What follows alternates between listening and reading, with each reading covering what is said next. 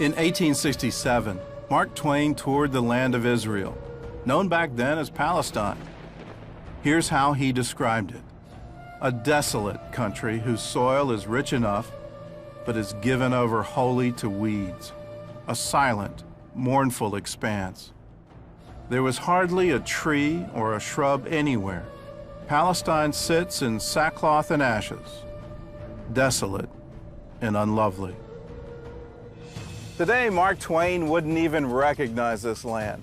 Out of rocky soil, out of swamps, and even out of deserts, Israelis have created gardens, vineyards, and farms with some of the most innovative techniques in the world. It was just this country with incredible dynamism and energy and excitement and food and people and a sense of family and ultimately a sense of belonging. It's been said that the modern state of Israel was born on the kibbutz. So it's only natural that much of Israel's innovation was born there as well. The kibbutz is the cornerstone in a lot of ways of a lot of things in Israeli society. People came back wanting to create a collective and an equal society. And these kibbutzim became a very, very effective way to defend the land, to start getting young people engaged in agriculture. Remember, Jews were forbidden in most countries of the world to actually own land or to work the land. Jews couldn't be farmers. To all of a sudden see a generation of Jews farming the land in a collective environment, it was incredible. Before Israel even became a state, Jews by the thousands came to live there on communal farms. But when they arrived in the Promised Land, it wasn't exactly flowing with milk and honey. The coastal plains were swampy, the Galilee and the Judean hills were rocky, and the southern half of the country was mostly desert. Since the people of Israel left our homeland 2,000 years ago, the area was mismanaged. So we want to preserve and rehabilitate this holy land. The early Jewish settlers faced a number of obstacles, from bad soil to Bedouin raiders, but they faced an even bigger enemy that threatened to destroy the Jewish state before it began. In the early decades of the 20th century, Israel was a breeding ground for mosquitoes carrying malaria. They overtook the coastal plains and the Jordan Valley, the only land available for Jews to buy since the local Arabs had decided it was uninhabitable. In 1920, more than a third of all Jewish residents of Palestine had malaria.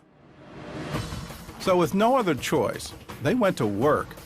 They drained the swamps and sprayed the land and changed the flow of water in irrigation canals to interrupt the mosquitoes' breeding. They were so successful that a commission from the League of Nations visited Palestine to learn what they did. Less than 20 years after Israel's statehood, the country was officially malaria-free. Once the threat of malaria was gone, Jewish settlers were free to focus on making the desert bloom.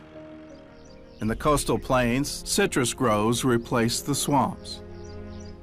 And the Jordan Valley, once the center of the malaria epidemic, now became the country's breadbasket. The Negev desert blossomed with newly planted forests and vineyards. And the Arava, once the most arid part of Israel, became the site of a flourishing vegetable industry. All of this was accomplished in the first 20 years of Israel's statehood. In that time, they more than doubled their standard of living. And now they're using their experience to help other countries. In the 1970s, they created a new breed of cherry tomato that's disease-resistant and has a longer shelf life. They also bred a new kind of potato that can be grown in hot, dry climates and irrigated by salt water.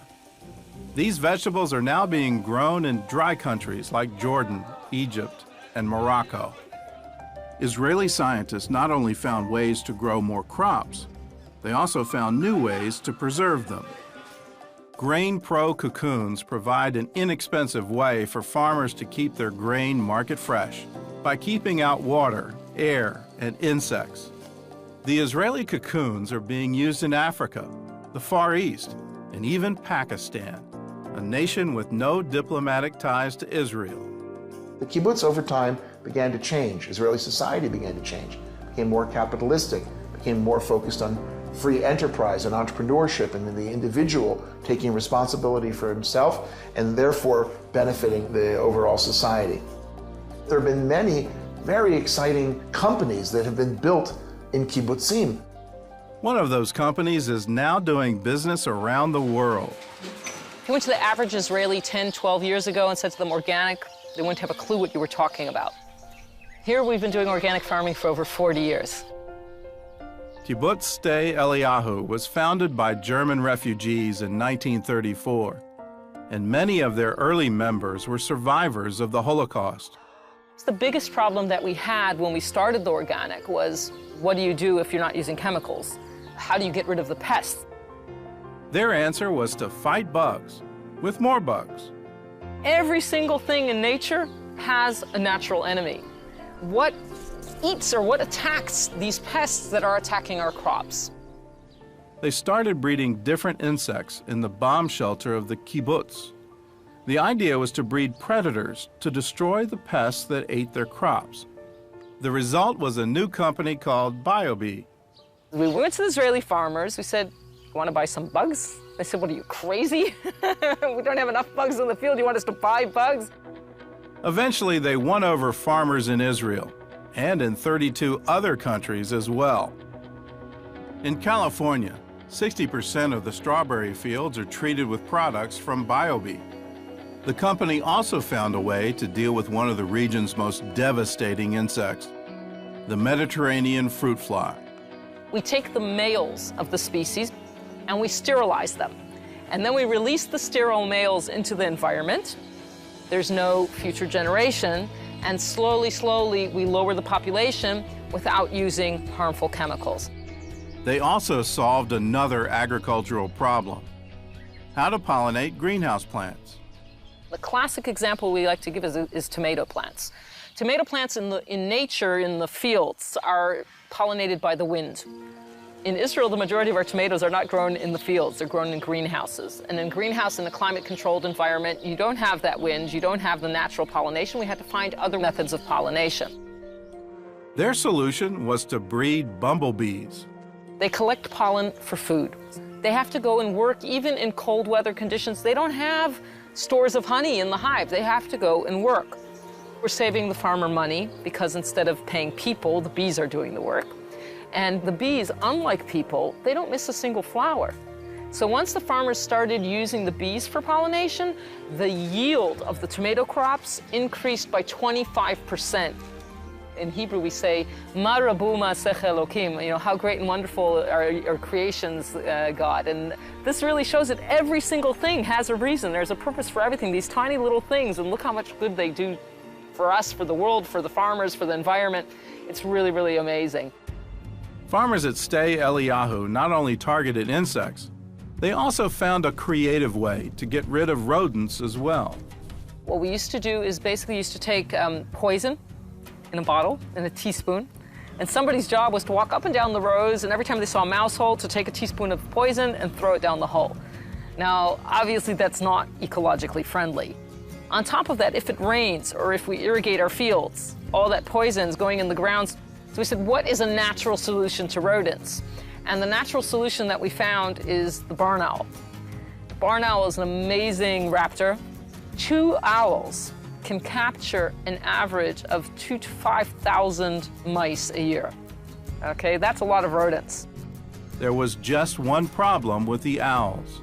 They fly away. And one of the places they would fly to is Jordan, which is very close by. In Jordan, they were shooting them. In Arab folklore, the barn owl is a harbinger of death. And they're very superstitious about barn owls. So they see a barn owl, they shoot it. So very simply, we went to Jordan and we invited the Jordanian farmers to come to Sde Eliyahu to see what we were doing here. This was over 20 years ago. And today we have over 2,600 nesting boxes across the country. The numbers keep growing. But also it's become a wonderful program of regional cooperation, also with Jordan, also with the Palestinian Authority. This has been amazing, amazing success story. We tell the people it's not the dove bringing peace anymore to the Middle East, it's the barn owl. We're a light unto the nations, we're supposed to be anyways. If we want to really save the environment, if we really want to help the world, then we can't keep these things to ourselves. We have to share these things. We have to share this knowledge. And I think by helping others, we're helping ourselves as well.